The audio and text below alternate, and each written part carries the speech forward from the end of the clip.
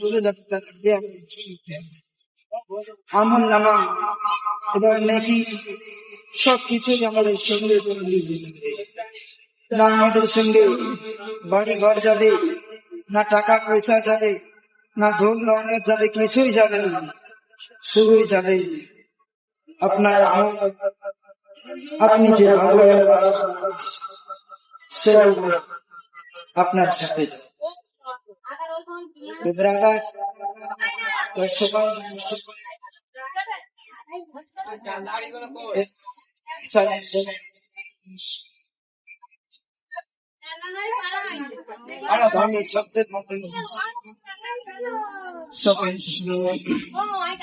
তো সাহেব বলছে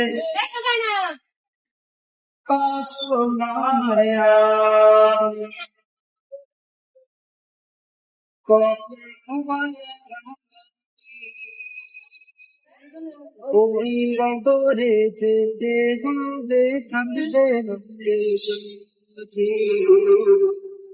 ওই করে যেতে হবে, থাকবে না কেউ সাথে। আমার ঘরে ওই পাগলে যেতে হবে, থাকবে না সাথে।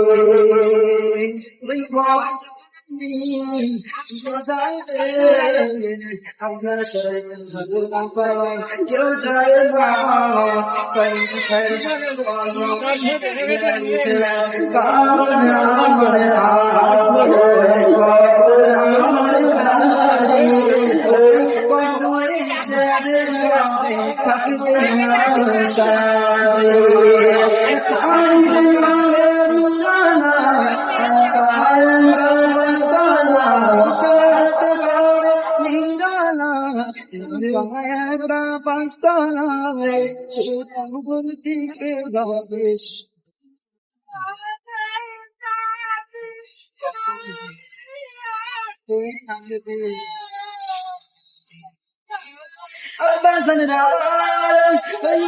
সকলকে চলতে ভাবে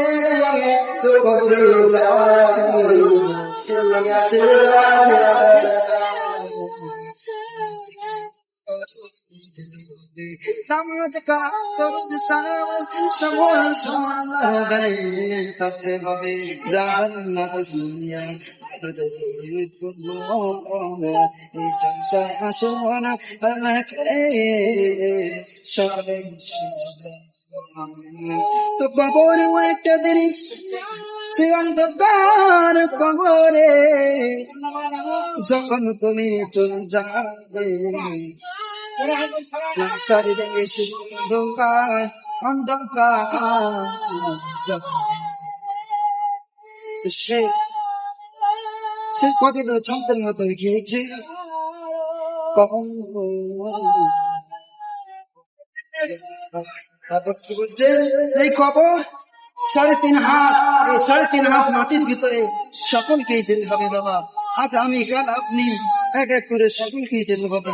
তাই কি বলছে, 3.5 হাত মাটির গান কারো হবে, কারো হবে ফুলেরই বাগান, কারো হবে বাজার।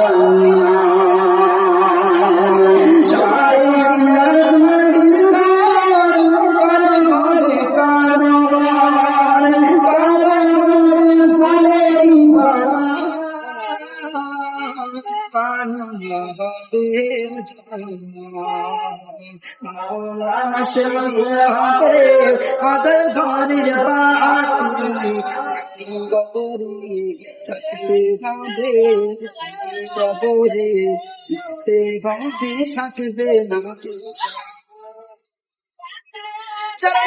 বান্দা হলে আসতে তাদেরকে সবাই বললেন, সেই তাকে সেই কবরবাসীকে সবাই জবাব করবে। আরে সবাই দিতে পারলে তার ঠিকানা কত ঠিক আজাদ দুনিয়ার মধ্যে দেখা যাচ্ছে কত এই বক্তরে গাছা শাস্তির করে দিয়েছে। যারা বেনামাজি তাদের জন্য সাজা আছে, যারা নামাজি তাদের জন্য আছে।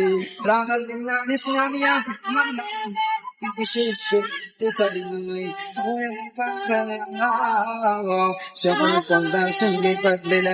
পর্দা এমন একটি জিনিস, পর্দা আপনার স্বামী, আপনি আজাব থেকে বাঁচাতে পারবেন, আপনি আল্লাহ ছেলেকে বাঁচাতে পারবেন, আপনি আপনার মেয়েকে বাঁচাতে পারবেন, আপনি আপনার মাকে বাঁচাতে পারবেন।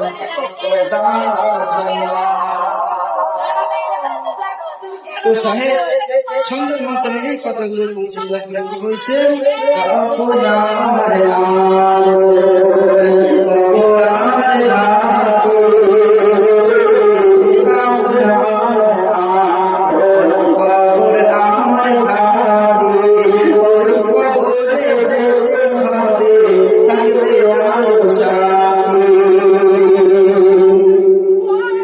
জানি না গাছতে কেমন দিবা কাটে, জানি না ঘাসের ঘাটে কেমন বাদি কাটে, আপন বয়ে কে ভরাবে না রসুল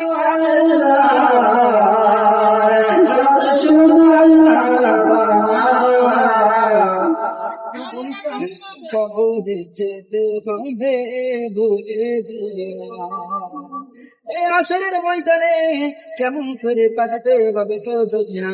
এই আসরের ময়দানে বলবে না আপনার যে ভাগ্যবান ছিল বাবা তার দুনিয়াতে দেখে দেন তার চাপটাকে তার চাপটাকে আস্তে আস্তে ধীরে ধীরে